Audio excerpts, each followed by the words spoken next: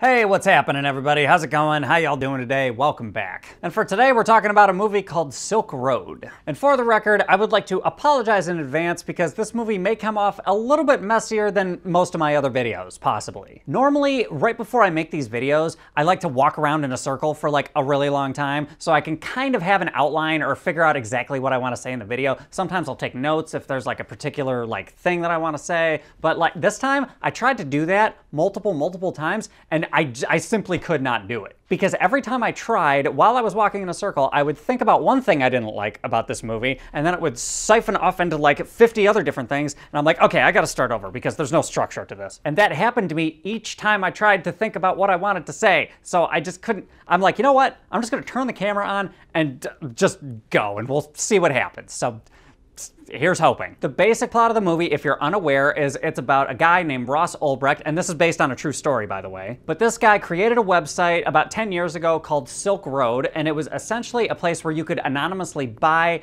deal, and leave like customer reviews for essentially buying drugs on the internet. So basically, this guy makes this website that's a black market for drug trafficking, and then, you know, at some point, law enforcement gets involved, they start doing investigations, and it's about how those two things kind of like coincided. And despite the myriad of problems that I have with this movie, it did have some redeemable qualities, and I was initially interested in the movie before I actually saw it, because I had heard of the Silk Road and I kind of knew what it was, but I didn't know anything about the backstory, so I was already interested in the story subject. And on top of that, I like the cast. There's Nick Robinson plays Ross Ulbricht, and then his girlfriend is played by Alexandra Shipp, and she is something to look at. And on the law enforcement side, you have Jason Clarke playing I guess the main agent that they chronicle as far as trying to find out who made this original website. There's multiple agencies that are involved, but Jason Clarke is the main guy that you focus on. So I liked all of those actors going into it, and then on top of that, I actually really enjoyed the music in this movie. It was a bit of a discount version of something Ludwig Göransson would make, but at the same time, just because it's a discount version of that,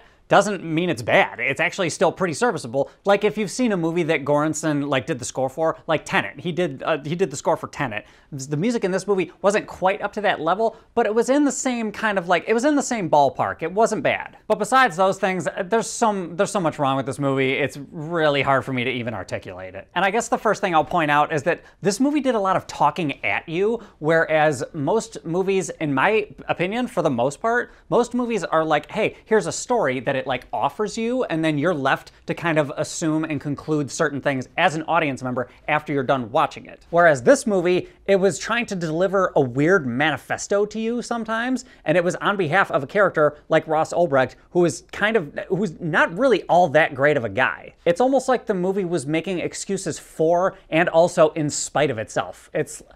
I'm having a hard time wrapping my head around it, because in the movie, there really isn't a clear-cut protagonist. It's like the movie is kind of trying to get you on Ross Ulbricht's side, but he's also a criminal. So it's like, what are we trying to say here? And the movie just felt like this weird libertarian manifesto, because the movie brings up libertarianism a lot, but at the same time, the way that Ross Ulbricht's character defines it, he doesn't seem like a libertarian. Granted, I'm not as into politics as I used to be, but from what I can gather, libertarianism is mostly about small government, but we still have a military and we still have like a couple things that are standing, because generally the government does have some very important uses. But the way that this guy sounds during all of his like narration and stuff about freedom and like you can do whatever you want, this dude sounds straight up like an anarchist.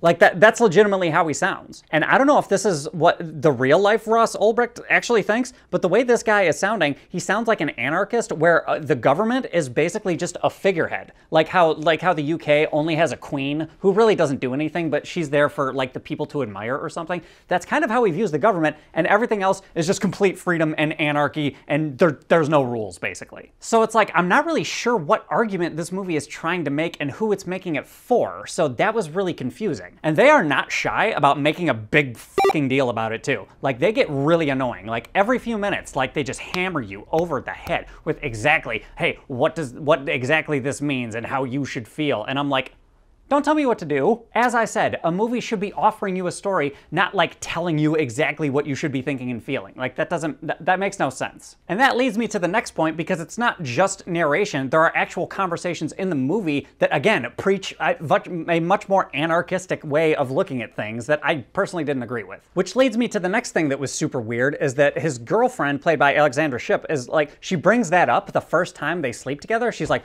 oh my God, I just slept with a libertarian. As if it's like an evil thing from her perspective, which was also weird. And that's another thing that just didn't work, is that their relationship, it didn't register with me. I didn't believe it. I didn't feel anything. It felt lifeless, in my opinion. And I really don't fault the actors for that, because they didn't write the script. Like, they didn't come up with the story beats. They're just regurgitating the lines that they're supposed to say. And the structure of their relationship was completely stupid. It didn't make any sense, because firstly, after they sleep together, she's like, oh my God, I slept with a libertarian. And then, like, that's the end of the conversation. Like, the scene just cuts right at that point. So that was confusing, because it's like, is that a good thing? Or does that mean, like, what does that mean? There were no stakes set up, and I have no idea what the ramifications of that are. Like, I have no idea what was going on with that. And to top it off, the next time you see them as a couple, they're at Ross's parents' house having dinner. So, like, she went from being sad that she hooked up with him to now all of a sudden she's meeting his parents? Like, what?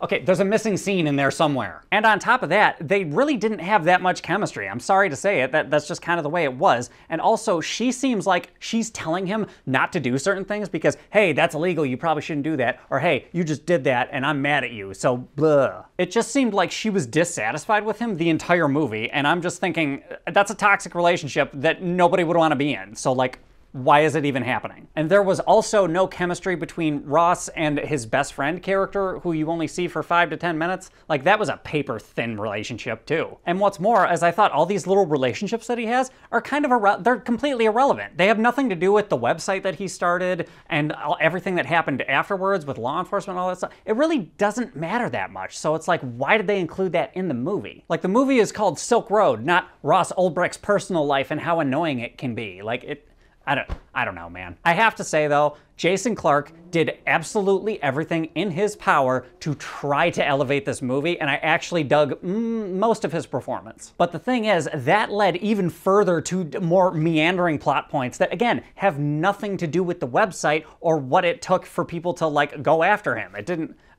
There was just too much going on. But if all other things are equal, the relationship that I cared most about was Jason Clarke's relationship with his wife and his daughter, and him trying to kind of repair his family life. I thought that was actually a very, very heartfelt story beat that I could kind of latch onto. The problem is, I don't know who I'm supposed to be rooting for. Like, am I supposed to be rooting for Jason Clarke, or am I rooting for Ross Ulbricht, or am I rooting for law enforcement in general? Like, I don't know. I don't know what the goal of this movie was. Or is it that I'm supposed to feel bad for people? Am I supposed to not agree with any laws that are ever written?